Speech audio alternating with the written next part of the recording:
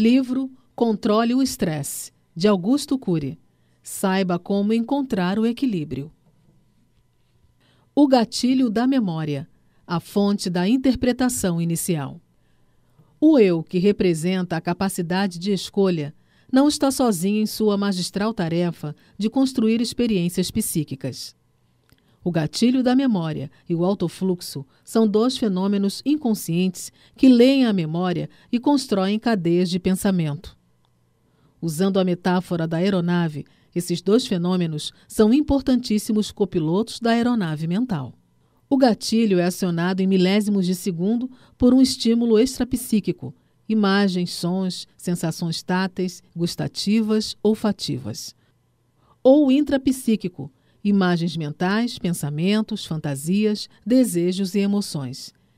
E abre janelas da memória, ativando a interpretação imediata. Todos os dias, milhares de imagens que vemos são interpretadas rapidamente pelo acionamento do gatilho da memória e pelas consequentes aberturas das janelas. Esse processo ocorre sem a intervenção do eu. Portanto, as primeiras impressões e interpretações do mundo são inconscientes. Se por um lado o gatilho da memória é um grande auxiliar do eu, por outro, pode causar grandes desastres. Diariamente, também milhares de palavras escritas ou faladas são identificadas não pelo eu, mas pelo pacto do gatilho, abrindo múltiplas janelas da memória. Por isso, esse fenômeno também é chamado de autochecagem da memória. Se dependesse do eu encontrar cada janela a partir dos estímulos com que temos contato, não teríamos uma resposta interpretativa inicial tão rápida. Não seríamos a espécie pensante que somos.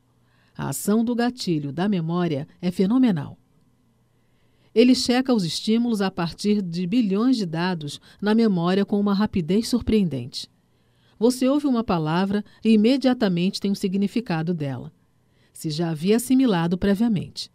Assim, temos a consciência instantânea dos estímulos exteriores. Sem esse fenômeno, o eu ficaria confuso e não identificaria a linguagem, o rosto das pessoas, os sons do ambiente, a imagem da residência, do carro, do celular.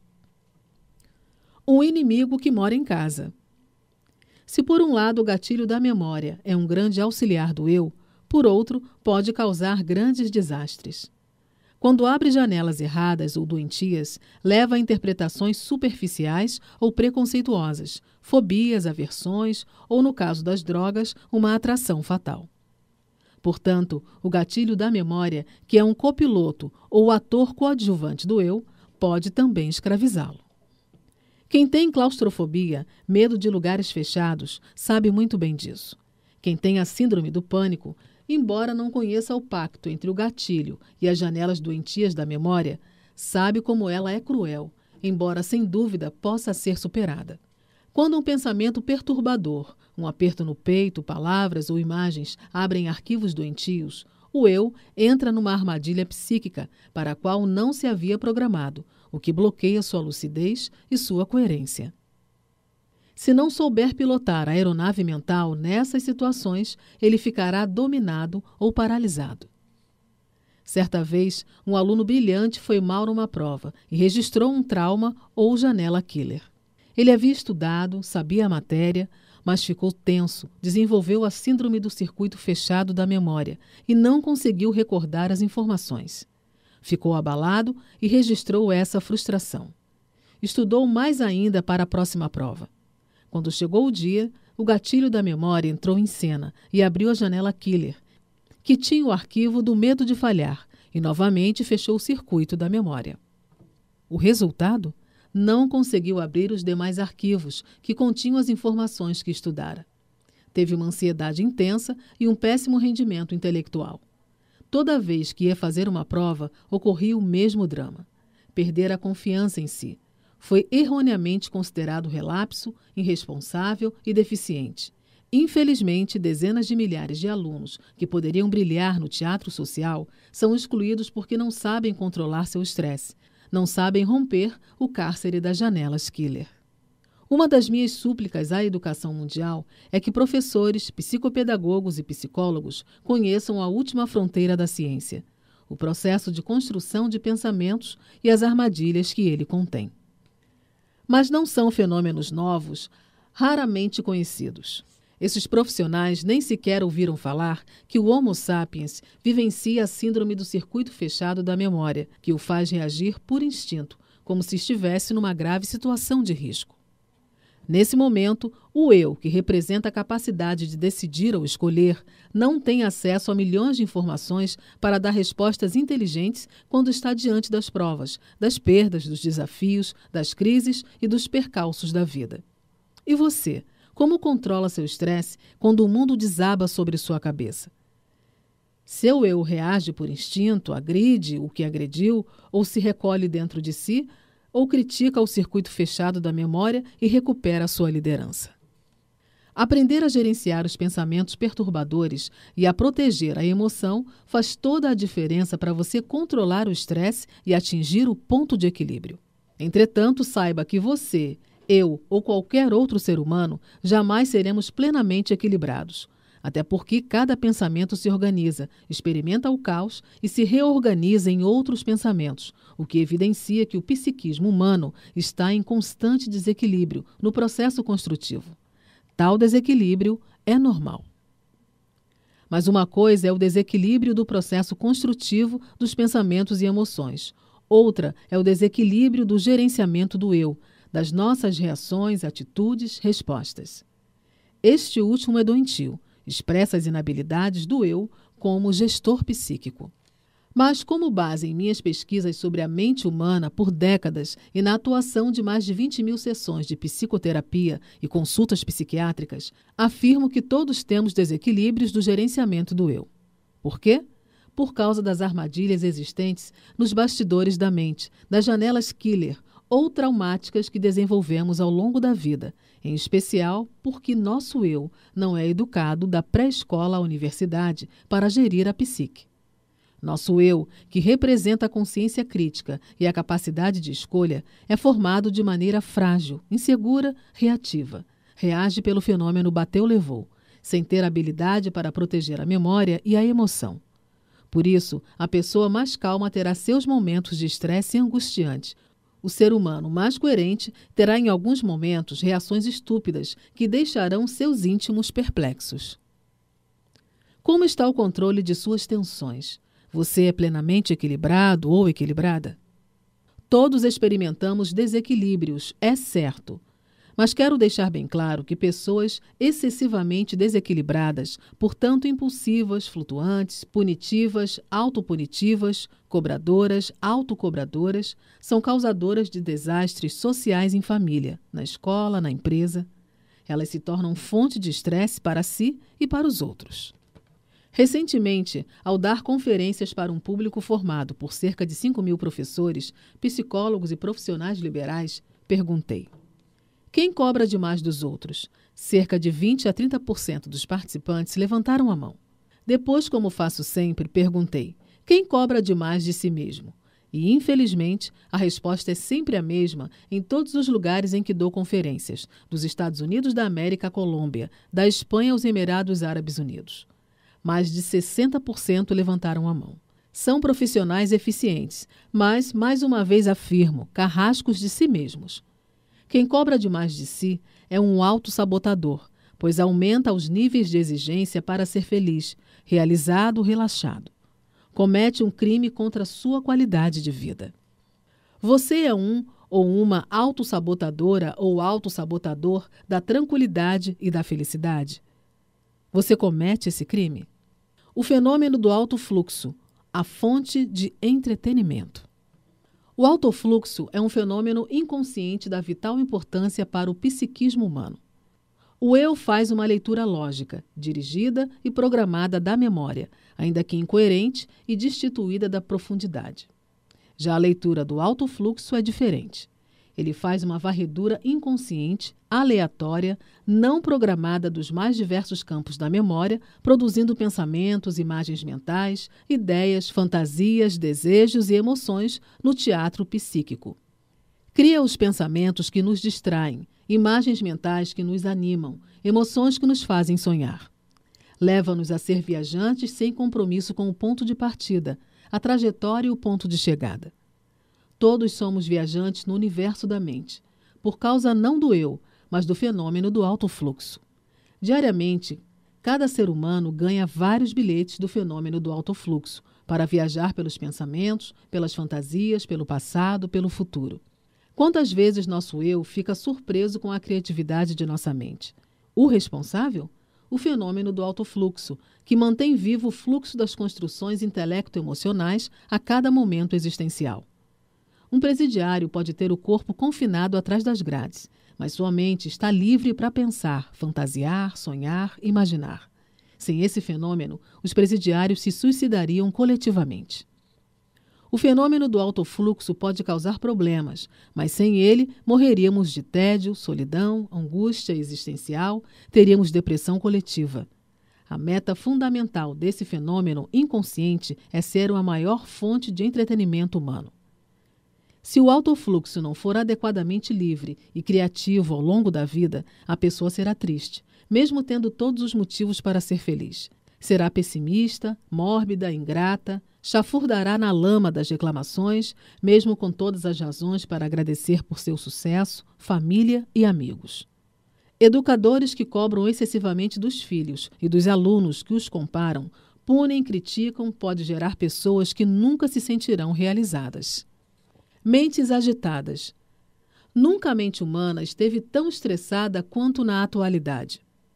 Alguns têm uma mente tão agitada que não se concentram e têm déficit de memória. Não prestam atenção quando estão lendo um livro. Parece que não gravaram nada da leitura. Ou ouvindo alguém, ficam minutos em outro mundo. Excitaram tanto o fenômeno do alto fluxo que desenvolveram. Como estudaremos a Síndrome do Pensamento Acelerado, SPA? Suas mentes são hiperpensantes, inquietas, preocupadas. Você gasta grande parte do tempo envolvido com o mundo de seus pensamentos? Na atualidade, o alto fluxo, que deveria ser uma fonte de entretenimento, tornou-se a maior fonte de ansiedade e terrorismo psicológico. Se não aprendermos a gerenciar a produção de pensamentos, poderemos viver a pior prisão do mundo em nossa mente. Capítulo 2. As janelas da memória e o estresse causado pela aceleração do pensamento. As janelas da memória são territórios da leitura num determinado momento existencial. Nos computadores, temos acesso a todos os campos da memória. Na memória humana, os dados são arquivados em áreas específicas, as janelas, as quais requerem variadas chaves para serem acessadas. Nosso grande desafio é abrir o máximo de janelas num foco de tensão, mas, infelizmente, podemos fechá-las e reagir instintivamente, como animais irracionais, e, desse modo, ser vítimas de raiva, ciúme, fobia, compulsão, necessidade neurótica de poder e dependência. As janelas da memória representam regiões da memória em que o eu, o gatilho e o alto fluxo podem se ancorar para construir pensamentos. Há 3 tipos de janelas. Neutras. Correspondem a mais de 90% de todas as áreas da memória. Elas contêm bilhões de informações neutras, sem conteúdo emocional, tais como números, endereços, telefones, informações escolares, dados corriqueiros, conhecimento profissional. Killer. Correspondem a todas as áreas traumáticas que vivemos ao longo da vida e registram conteúdo emocional angustiante, fóbico, tenso, depressivo, compulsivo. Killer quer dizer assassino. Portanto, são janelas que controlam, amordaçam, asfixiam a liderança do eu. As janelas killer contêm frustrações, perdas, crises, traições, medos, rejeições, inseguranças, ódio e raiva. Light. Correspondem a todas as áreas da leitura com conteúdo prazeroso, tranquilizador, sereno, lúcido, coerente. As janelas light iluminam o eu, alicerçam sua maturidade, sua lucidez, sua coerência. Elas contêm experiências saudáveis, como apoios, superações, coragem, sensibilidade, capacidade de se colocar no lugar do outro, de pensar antes de agir, de amar, solidarizar-se e tolerar. Técnicas ineficientes para aliviar o estresse. Parar de pensar, esquecer o problema, excluir desafetos, ir aos shoppings, ver TV, tirar férias, sair do clima pesado ou botar tudo para fora são técnicas usadas comutamente para aliviar o estresse. Mas são eficientes? Frequentemente não. Algumas são até destrutivas. As pessoas que colocam tudo para fora, que não guardam nada, que dizem que são sempre verdadeiras, têm na realidade uma grande falta de autocontrole. Machucam os outros tentando se aliviar. Tentar desviar a atenção ou se distrair para superar o estresse e os conflitos é a pérola das técnicas populares utilizadas pelo eu. É a mais usada por chineses, coreanos, russos, europeus, norte-americanos. Mas, reitero, tem baixo nível de eficiência. Infelizmente, milhões de pessoas que foram vítimas de bullying sofreram perdas, traições e rejeições, ou atravessaram crises depressivas e ansiosas, tentaram usar uma técnica e falharam.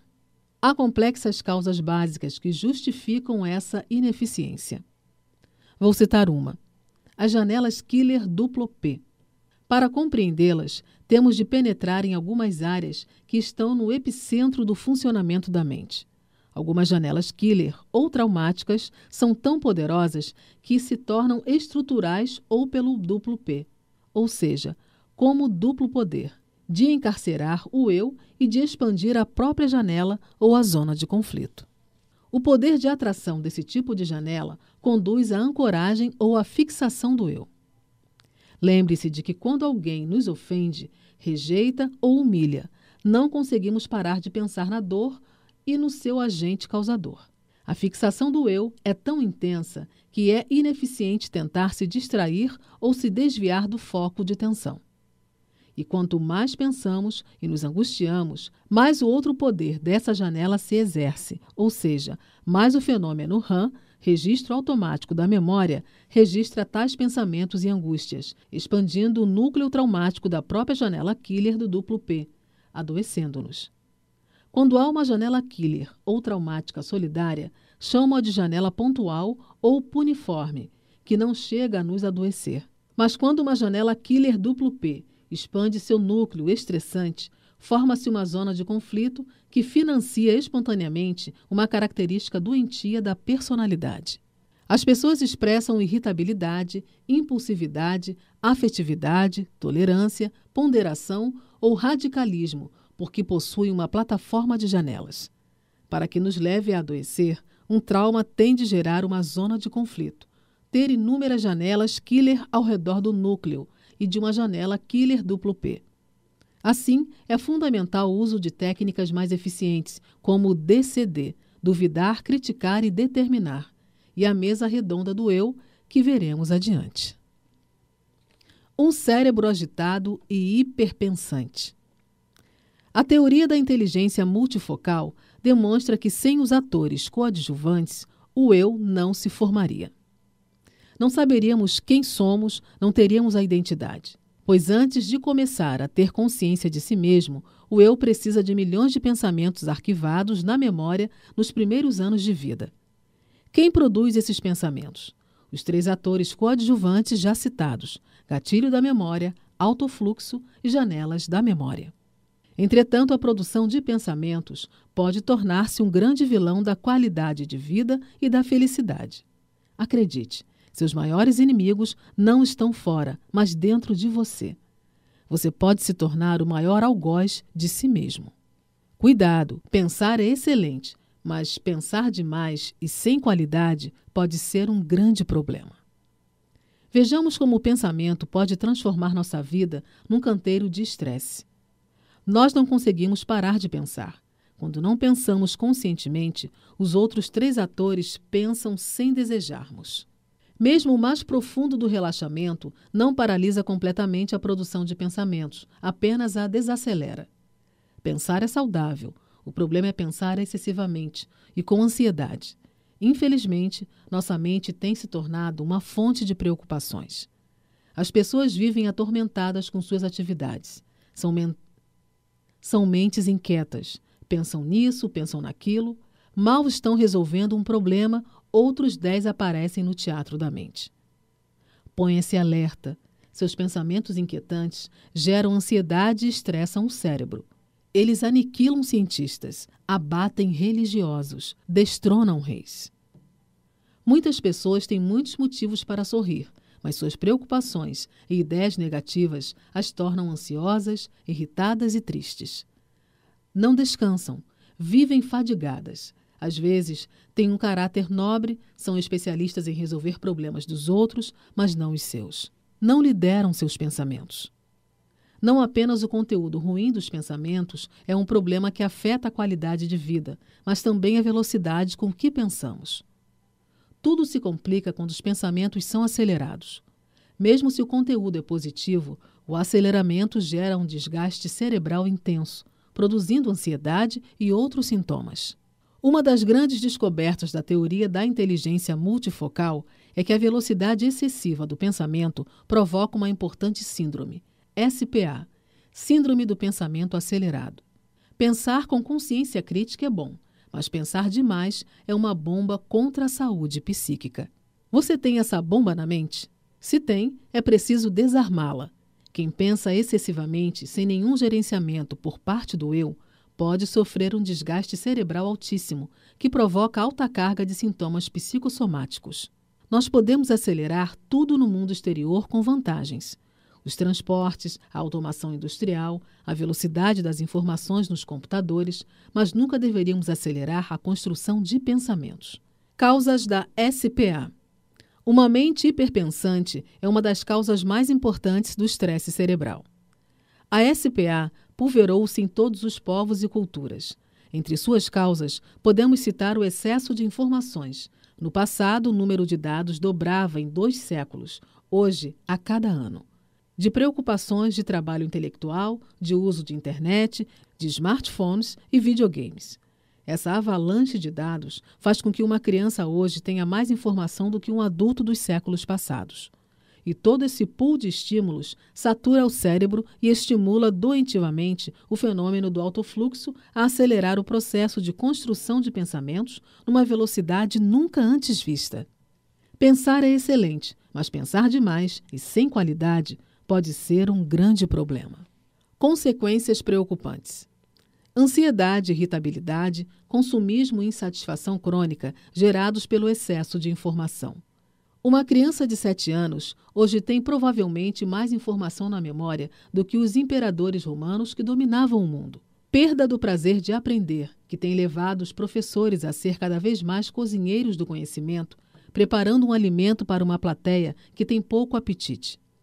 Morte precoce do tempo emocional. Vivemos o dobro do que as pessoas da Idade Média. Hoje, porém, 80 anos passam emocionalmente tão rápido como 20 anos no passado. Infantilização da emoção. Muitos adultos de 30 a 40 anos têm idade emocional de 15. Não têm resiliência, não sabem lidar minimamente com contrariedades, crises e críticas. A ansiedade atinge pessoas das mais diversas idades e classes sociais. Por exemplo, recentemente dei uma conferência para 8.000 pessoas em Minas Gerais e outra para 500 mulheres empreendedoras de São Paulo. Fiz um teste sobre os níveis de ansiedade dos participantes. A grande maioria estava tão estressada, irritadiça, fadigada, que deveria estar internada num hotel fazenda relaxando.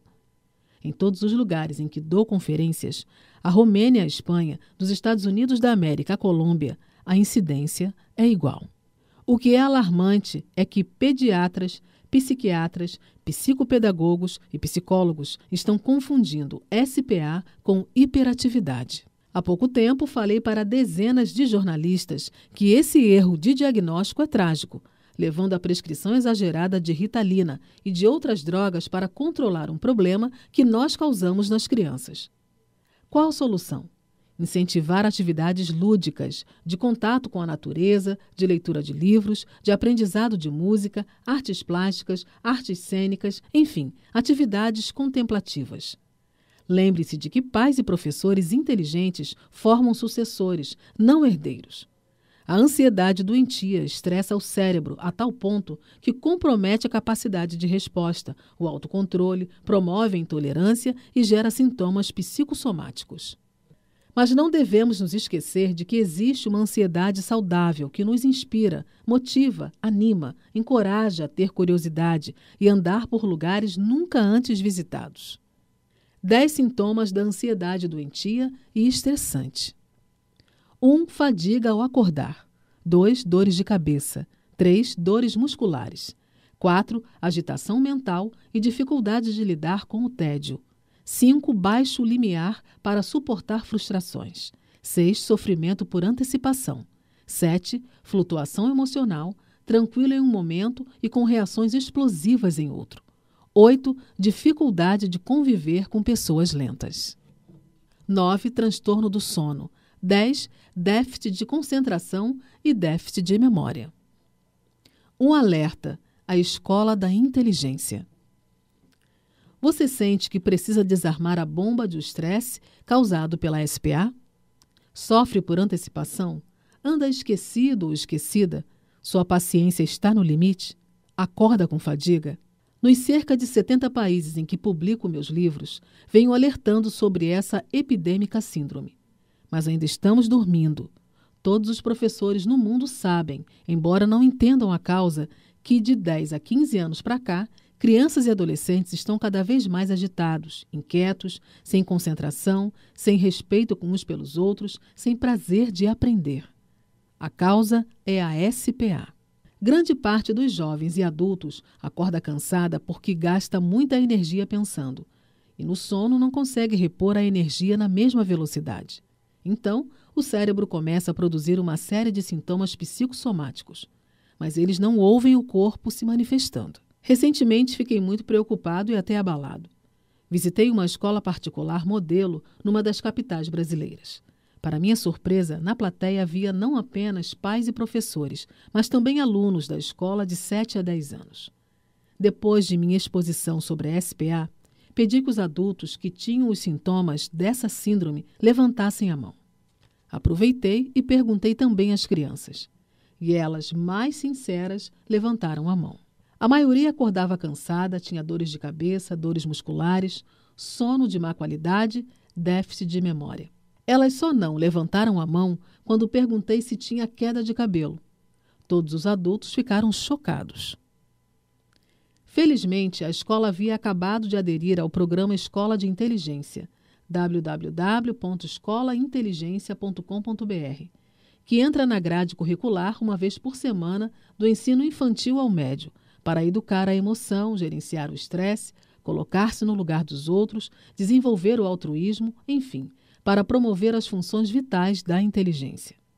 Demorei mais de 15 anos para elaborar o programa e renunciei os direitos autorais para que ele seja acessível às escolas de todo o mundo, com o objetivo de contribuir para formar mentes livres e emoções saudáveis. Déficit de memória, dores de cabeça e fadiga ao acordar são clamadores positivos do cérebro nos avisando que a luz vermelha acendeu, que estamos destruídos de qualidade de vida. Mas também não ouvimos esse grito. O esquecimento corriqueiro é uma proteção cerebral, bloqueando janelas da memória com o objetivo de diminuir nossa agitação mental, de pensarmos menos. Do que adianta ser o mais rico de um cemitério? De que adianta ser mais eficiente profissional no leito de um hospital? De que adianta ser uma máquina de trabalhar se perdermos as pessoas que mais amamos, se não temos tempo para elas? De que adianta ter uma cama confortável se não sabemos dormir noites maravilhosas? O esquecimento corriqueiro é uma proteção cerebral, bloqueando janelas da memória com o objetivo de diminuir nossa agitação mental, de pensarmos menos. A SPA como causa de explosão do uso de drogas.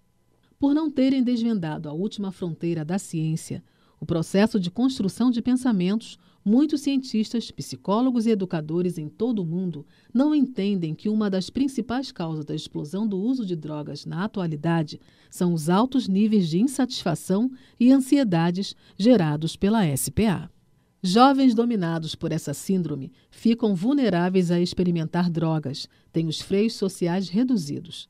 Se não tem um eu bem formado, se não tem autonomia, ou seja, se não tem opinião própria, podem estar mais predispostos à pressão dos amigos e ao sentimento de exclusão social. Procuram os efeitos das drogas para participar do grupo, para aliviar a insatisfação, a ansiedade e a angústia geradas por uma mente estressada. Esquecem ou desconhecem, entretanto, que essa pode ser a porta de entrada para uma masmorra psíquica. E quanto mais usam drogas, mais hiperaceleram os pensamentos, mais aumentam a ansiedade, mais expandem a insatisfação e mais procuram as drogas, desenvolvendo outra síndrome, a SIF, Síndrome do Circuito Fechado da Memória, psicoadaptativa. Essa síndrome produz o cárcere da memória, vicia o processo de leitura dos dados num pequeno circuito ou área. A dependência se instala quando o circuito da memória se fecha. Na adolescência, o eu deveria estar razoavelmente formado para gerar os pensamentos, relaxar, não sofrer por antecipação, não se angustiar por ideias perturbadoras, nem cobrar demais de si nem dos outros. Na vida adulta, o eu deveria estar estruturado a ponto de assumir plenamente a capacidade de liderança da mente, o que, infelizmente, não ocorre. Numa escala de 0 a 10, que nota você daria para a formação do seu eu? Ele é um bom gerente dos seus pensamentos ou a sua mente é uma lata de entulho? Um eu maduro tem consciência de que a produção é um pequeno pensamento que representa um fenômeno tão complexo que milhões de computadores interligados jamais conseguirão realizar. Sabe que os computadores nunca terão a consciência da existência, estarão sempre mortos para si mesmos.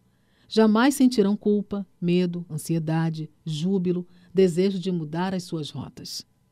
Como administrar o estresse? Muitos vivem em função dos problemas do passado. Alguns remoem seus erros, suas falhas, suas inseguranças e se culpam intensamente. Como já comentei, a culpa controla o prazer de viver e a liberdade dessas pessoas. Elas perdoam os outros, mas mesmo crendo em Deus, não se perdoam. O sentimento de culpa é útil para reconhecermos os erros, não para nos martirizarmos e nos deprimirmos. O pensamento antecipatório é outro grande ladrão da qualidade de vida. Geralmente, quem tem ASPA faz o velório antes do tempo. Os problemas ainda não aconteceram, mas a pessoa sofre antecipadamente. Provavelmente, mais de 90% dos nossos pensamentos antecipatórios não se tornarão reais. Sofreremos inutilmente. Jovens se martirizam pela prova que farão. Mães por imaginarem que suas crianças usarão drogas. Executivos por fantasiar a perda do emprego. Adultos por criar doenças que não possuem. A técnica do DCD. Duvidar, criticar e determinar. Essa excelente técnica para gerenciar os pensamentos constitui-se de 3 pilares que são as pérolas da inteligência humana. A arte de duvidar e o princípio da sabedoria na filosofia. A arte de criticar é o princípio da sabedoria na psicologia. E a arte da determinação estratégica é o princípio da sabedoria na arte de recursos humanos. A técnica do DCD deve ser aplicada no silêncio da mente várias vezes por dia, com emoção e coragem. Você deve, a cada momento, duvidar de tudo o que controla, criticar todo o pensamento perturbador e determinar estrategicamente aonde quer chegar. Duvide de todas as suas falsas crenças. Duvide de que não consiga superar seus conflitos, suas dificuldades, seus desafios, seus medos, sua dependência. Duvide de que não consiga ser autêntico, transparente e honesto, consigo mesmo e com os outros. Duvide de que não consiga ser livre nem autor da própria história. Duvide de que não consiga brilhar como pai, mãe, ser humano e profissional. Lembre-se de que tudo aquilo em que você crê o controla. Se não duvidar frequentemente das suas falsas crenças, elas escravizarão você. E como estudaremos, você não conseguirá reeditar o filme do inconsciente. Critique cada ideia pessimista, cada preocupação excessiva e cada pensamento angustiante. Jamais se esqueça de que cada pensamento negativo deve ser combatido pela arte da crítica. Seu eu tem de deixar ser passivo, tem de questionar a raiva, o ódio, a inveja. Critique a ansiedade, a agitação mental, a necessidade de estar em evidência social. Questione seu medo do futuro, de não ser aceito ou aceita, de falhar. Após exercer a arte de duvidar e criticar no palco da mente, pratique o 3º estágio da técnica. Determine estrategicamente ser livre, não ser escravo dos seus conflitos. Entre desejar e determinar, há uma lacuna imensa. Não basta desejar, é preciso determinar com disciplina, mesmo que o mundo desabe sobre você. Determine lutar por seus sonhos, ter uma mente saudável e generosa. Decida continuamente ter um romance com a própria história e jamais se abandonar. Determine aprender todos os dias e agradecer mais e reclamar menos, abraçar mais e julgar menos, elogiar mais e condenar menos. Aplique a técnica dezenas de vezes por dia, com muita garra e vontade de reorganizar e reescrever sua história, como se fosse o grito de liberdade de alguém que sai da condição de espectador passivo na plateia, entra no teatro da mente e proclama: eu escrevi o script da minha história. Entregue-se a ela com tanta emoção quanto a de um advogado de defesa para proteger o seu cliente de ser condenado e encarcerado.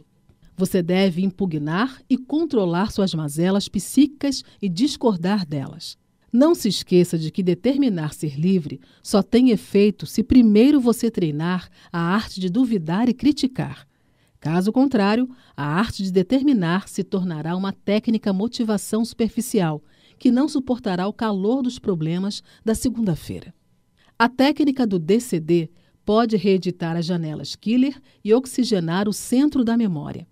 Assim como se faz a higiene bucal e corporal diariamente, ela deve ser feita com a mesma constância para realizar uma higiene mental, ou melhor, para reeditar as janelas da memória e fundamentar o eu como gerenciador psíquico nos focos de tensão. Não basta desejar ser livre, é necessário construir a liberdade. O mestre dos mestres em desestressar o cérebro. As habilidades intelectuais de Jesus abalaram a ciência moderna não pela sua espiritualidade, mas pela sua exímia capacidade de gerenciar os próprios pensamentos. Os estímulos estressantes e as pressões sociais que ele viveu desde a infância poderiam tê-lo transformado numa pessoa irritada, impulsiva, sem controle das reações, mas sua mente era calma, como uma lagoa plácida. O mestre dos mestres era tão tranquilo que talvez tenha sido o único na história a ter coragem de convidar as pessoas a beber da fonte de sua tranquilidade. Somente alguém que seja líder de seus pensamentos pode ser tão sereno. Toda pessoa que é marionete de suas ideias negativas vive como um mar agitado. Acena para a tranquilidade de longe, mas não consegue nem sentir seu aroma.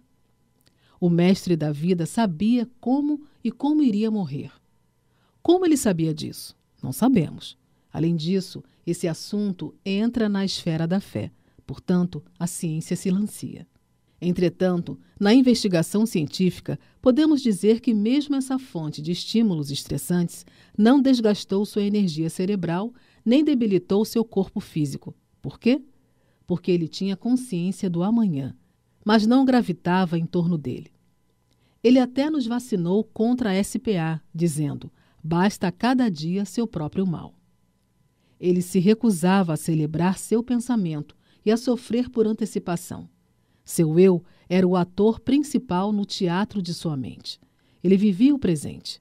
Ele governava seus pensamentos, criticava silenciosamente as ideias que lhe assaltavam a paz. Só admitia pensar nos problemas futuros o suficiente para tomar consciência deles e se preparar para superá-los. Ele determinava viver apenas os problemas reais do presente. Um mestre em formar líderes. O homem Jesus ensinou pessoas complicadas a ser uma fina estirpe de pensadores. Por meio de suas parábolas e das situações estressantes em que se envolvia, ele sabiamente estimulava seus discípulos a penetrar em seu mundo interno para ser líderes de si mesmos, líderes de suas ideias, de seus medos, arrogâncias e inseguranças. Se analisarmos com os olhos da psicologia suas 4 biografias, veremos que ele bombardeava as perguntas às pessoas que o circulavam. Por quê?